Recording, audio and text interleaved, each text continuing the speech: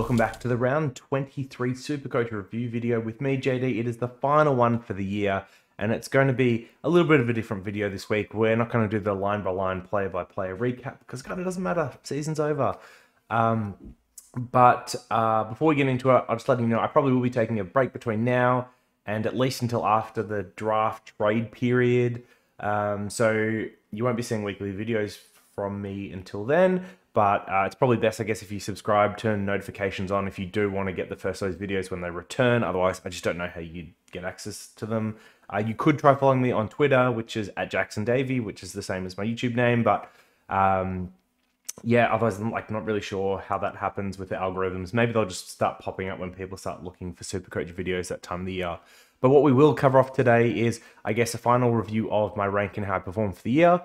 Some thank yous and shout outs. And then finally, for those that have stuck around to this point in the year, I'm going to give you the front run on 3 players from each line that I'm looking at for next year already, plus 3 big lessons or takeouts from 2021. They're not the only ones. I've learned a lot more than 3 lessons this year, but they are 3 of the biggest ones. But before we jump to that, can I just say, great weekend of football to finish off the year. Fantastic. The Hawks-Tigers draw was thrilling to watch and a great way to send out legends. Silk just missing the spoil to get the Hawks the win. And then the dual press conference with Hardwick and Clarkson afterwards was so good. It was really good watching. If you haven't watched it, I implore you. It was 16, 17 minutes. It was very entertaining, and you get a little bit of insight into the coaches watching that. The Lions-Eagles game where you have the Lions trying to finish 4th by getting enough percentage, and at the same time you've got Eagles trying to win and make sure we'll try and finish top 8, and the back and forth there where it was Lions looked like they were going to easily get that percentage, then Eagles come back and look like they might even win, and then the Lions get there in the final 20 seconds of the game to get the percentage. It's so exciting. And then, of course, Saturday night, Melbourne's huge come-from-behind win after Geelong blew them away in the second quarter. Great. And then, finally, the highlight of everyone's weekend, I'm sure, the mighty red and black making the 8. Someone asked me, a couple of weeks ago, you excited about Essendon finishing the top 8? And I said, why would I be excited? We either get to choke against Collingwood and they'll disappoint me then, or we'll get to the finals, we'll lose week 1, which is probably what we'll do. And everyone can remind us how long it's been since Essendon's won a final. And trust me, I know, I've been around for a bit. But no, it's still really exciting to make the 8 with the young list. So that's, really good way to finish the year. I guess shifting gears to Supercoach, overall, a pretty good year for me. I really can't complain. I feel like, given where I was early in the year, I would have liked to have finished with 2 digits, but top 1,000 is great because it means I'm getting a $15 KFC voucher, which I don't know what that buys. If you guys are big KFC eaters, tell me what I should get with a $15 voucher. Taking suggestions, apart from a Zinger Burger. Come on, everyone's had a Zinger Burger, but if there's anything else I should be trying, let me know. I also get some KFC socks and a keychain, which I'm not sure what I'll do with. I might wear the socks. The keychain might be a giveaway. I'm not sure. The keychain looks pretty cool though. And I made my money back in my cash leagues, which was pretty exciting. So from a Supercoach team performance, we did pretty well. And I may as well just jump into the team while we're here, just so we can see where it landed. But it's the same team it's been for weeks now. 2 donuts with Stewart and who else am I missing? Zeeble not playing this week. I ended up going Steele as captain. I really wanted to put Hall captain, and he was on all weekend until Sunday, and then I swapped over to Steele. So yeah, and funny enough, Oliver was the one I was umming and ahhing, where I said when they were in the big game against the Dogs, I didn't want to touch anyone, but it turns out everyone went big, and sure enough, Oliver and Gawn went big again. Danger, which was the other popular option, and I didn't hate Danger. He scored poorly. So yeah, anyway, I'm Steele and Hall would have both been good. It's only 10 points. So yeah, I guess the biggest win for the year itself was this YouTube channel for me. In what's been a really tough year for many, being able to keep the commitment to myself of doing a video every week, which I was able to do, building over 1,000 subs, becoming I guess one of the top 3 largest serious Supercoach channels alongside DR and George, who are absolute legends. That's been really exciting. And then most importantly, being able to get through each week with all you guys, in the comments and being able to chat about Supercoach. That's probably been the best part of doing this, more so than anything else. And yeah, it's been really hard just having that distraction from all the other crap in the world has been really awesome. So really appreciate it, and really thanks everyone that's watched the video, subscribed, and just been around. I appreciate it a lot. Also, I guess it's probably at this point I should congratulate Supercoach Mama, who seems like a very deserving winner of the 50 grand, and it's great to see it go to her. A lovely personality on Twitter. You want to... Obviously, I want the people that I play Supercoach or myself to win more than anything else, but if it's not going to be one of them, and then you want to see it go to a good person, she definitely seems like one. Also, a big shout out to Baps, who finished third. He is from George's Discord. A lot of the top teams actually are. We had multiple people finish within the top 100. A couple, I think, get real close to the top 10 as well. So if you are looking to get stronger and better for next year, then I seriously suggest that you join that Discord, Supercoach George's Discord, which I will have in the description as I do every week. It's a great place to share research, gather research, bounce ideas off people, share teams. And I think the thing that I like more than anything else is the fact that it's free. Unlike what some other Supercoach people do, it's just a free resource for those that are keen to play Supercoach. It's a lot of fun, and it's really helped make the year enjoyable, not only from a Supercoach and footy perspective, but to get through COVID. It's been great to have that community. So big shout out to everyone in the Discord. That's it's been massive. Now I owe a bunch of other thank yous before I get on to that list of players I promised. So firstly, Supercoach George is the one I have to thank up and above everyone else. The growth in this channel wouldn't have been possible without his support, his shout outs, and his community support. So much of my success, both in Supercoach the game and also YouTube, has been attributable to George. So yeah, big thanks. And I guess in lockstep, his partner in crime, Eno, deserves a shout out as well. The third, well, I guess he's the second member. I'm now the third member of the Supercoach Tech podcast. Wouldn't be possible without him. And big thanks to him. Already thanked the rest of the community regs. Big shout outs to them. And then I guess a couple others. So the Twitter community in particular, shout outs to Bryce Mitchell and Supercoach Data. If you don't follow them, they're worth checking out. The free resources that they publish weekly that help Supercoaches is bonkers. Just amazing stuff that they put out. So big thanks to them. And then the Supercoach YouTube community more broadly. I haven't mentioned them directly, but Spills and DR, who are both great positive forces, love them. And also Ben and Chris from Supercoach Insider, who aren't predominantly YouTube, they're podcasters that were bigger on the Twitter and Facebook platforms, but they're now putting out YouTube videos as well. That's the main podcast I listen to that isn't Supercoach Take. And I just love the way that they layer actual insights on football teams and the game onto Supercoach to get to where they get to. They're really good to listen to. Great banter as well. Love them. So yeah. All right. So finally, the three players from each line I've got my early eyes on for next year. I'll do some justification for these, but others a little bit more obvious. So down back in defense, we'll have Hall, who will definitely be defender eligible next year. When he's played that loose defender role, it's been 115 average, but he's only priced at 103 due to concussions and playing some half forward. So amazing. Dawson from the Swans, so 110 average from round 10 onwards. He is priced at a 101, I think. So there's some value in there, plus some upside with his development, as well as Sydney. They're a young side that should progress next year.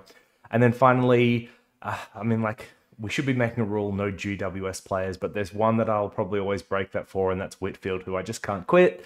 I guess he's going to be he's another Josh Kelly for me, but he averaged 92 with the injury-affected games, the lack of preseason, etc., and he's someone that can go 105 to 115. So, definitely you need to see a full preseason stuff out of him, but those three in defense are very interesting. In the mids, these are much more typical value options because they've had some games missed. So Neil is the really big obvious one. Missed a lot of time this year. Super durable up until this year, and then seemed to catch every injury under the sun. He's going to be priced incredibly cheap. He's at 100 now, and he's someone that can put 120 to 130. So you're looking at a 20, 30 point value there. It's going to be a really hard one to pass if he has a good preseason.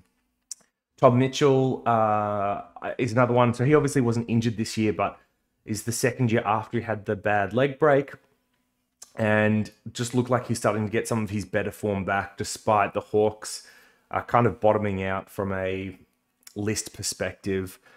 He was very inconsistent through the first half of the year, having a lot of up and down games, and sorted that out through the second part. So I think he's once again someone that could go up around that 125, 130. He's going to be priced at 115. Like, maybe he's not that heavy of a consideration. What was his final price at? Let's have a look.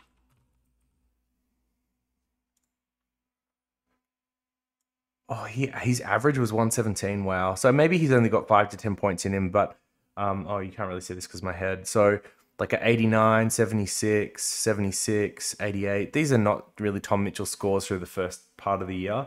So that does leave some value with him. You can see a 5-row average 127 on the way home. Huge. In the rucks, it's always hard because it's been Grundy for so long. But I don't think Gawn is going to be a viable option next year. We'll see. Maybe. But with Jackson emerging, it just seems like he's going to be the one that takes a step back. He's also getting up in age as well. I'm still going to be very heavily looking at Grundy. At 115, he does have some value left in his price because he was quite injury affected this year. But it is going to be a bit dependent on what happens with Collingwood in the offseason, with who they pick up as a coach, what their list looks like. Does a rebuild, if they do like double down on rebuilding and drafting, does that make him take another step back? I'm not really sure. Darcy from Freo is the one to look at. He averaged 120. I think he maybe got past him in the final round, but he's the number 1 or number 2 averaging ruck for this year. Despite having, multiple injury-affected score games, plus an interrupted preseason. So he's at that point where he is a younger ruck that's got enough games into him, and he's starting to see that upside and that ceiling as him as a player. Is it a one-off, or is this something sustainable? Not sure, but he's definitely one to look at next year. And then just because I have to pick a third ruck and I didn't want to pick Gawn, I'm going to pick Draper from the Dons, who, once again, he's a player that's had lots of injury, but he is starting to get the games into him and start to hit that age where you could start to see him jump from a 75 average to a 95 or 100 average. It's a really awkward price range because you're either wanting to make like 150k or be a keeper at that price point, and given the injury history, like maybe we don't consider him. But yeah, that's the third one I'd throw in there just as a smoky. And then in the forwards, this is going to be so boring, but Dunkley, Marshall, and DeGoey are the 3. So all players that are likely to be DPP forwards. Some of them might be mid only, actually. But yeah, like I guess importantly, they're all forwards that don't actually play forward. That's the secret to success we've seen this year. Like Hall and Zeeble, defenders, Dale, a defender, Hind, a defender, Bolton played forward and was a dud, and Danger played mid. So we want forwards that don't play forward. That's the keys, and those 3 are ones likely to be there. The super smoky is going to be Rioli from Richmond, with Hooley retiring. Are there more points for him to go round and back? Yeah, I think he's got something like a 58 or 59 average to finish the year. Could he get up to like an 80, 85 average? Be a pretty interesting option, especially for the forward line. But there is going to be some value options there next year. All right, and then finally, the last thing I'm going to touch on is 3 big lessons this year. So for me, like, these aren't the biggest or my full list, but they're just 3 that came to mind as I was doing this wrap-up video. So getting bad rookies off the field was like critical and something I didn't do well enough this year. So many points were lost just by holding poor rookies or holding the wrong types of rookies. So there's, like, generally I'm pretty good at actually picking which rookies to have and not have, and I think I did an all right job this year, but I just mistimed the trading of too many, which really hurt me. The second lesson is that we need to be much less aggressive with trades next year. If it's a normal year where COVID is under control and we're not going to have these large fixture changes and ins and outs based on COVID. This year we had 32 trades, which is tons of extra, and we still ran out before the end. You can see how many premiums I'm holding, that if I had injury trades would have been flipped for at least a 1 or 2 round gain. And then thirdly, and this is like probably the most important lesson, is that good decisions can lead to bad outcomes, and you have to be comfortable with that. Sometimes you can make the right call with all the information you have, and it leads to a worse outcome than if you'd taken the lucky thing. So, for example, I picked a couple of forwards at the back end of this year that were durable rather than the risky, like the higher scoring, more injury risky ones, because we knew we were going to run out of trades. So Langford, who was ultra durable, ended up getting 2 hamstrings. Dusty ended up getting injured. And then you have players like Marshall and Jordan DeGoey who ended up playing the rest of the year. And that is just unfortunate. I feel like I made the right call when it comes to, maybe I didn't. Maybe I overweighted the injury risk on them, and that was bad. But this is an example of like where I think the process led to the right call, which is, given the lack of trades, needed to be ultra safe and picking ultra durable, but it didn't lead to the right outcome, and it probably cost me top 500 as a result. So that is frustrating, but you've got to just make the good decisions over and over again, trust that process, and that's the thing ultimately leads to good results rather than just chasing the next best thing. So with that, this is the final video for the 2021 season. Thank you guys so much for being a part of it and making it a special one for me. I hope you guys did very well. And if you're still at this point in the video, yeah, please tell me what I should spend the KFC on. Please let me know how you did, and then any of your big lessons from the year. I would be very interested to hear. Otherwise, I will see you guys all bright and fresh-faced for a banger of a season 2022. Thank you all.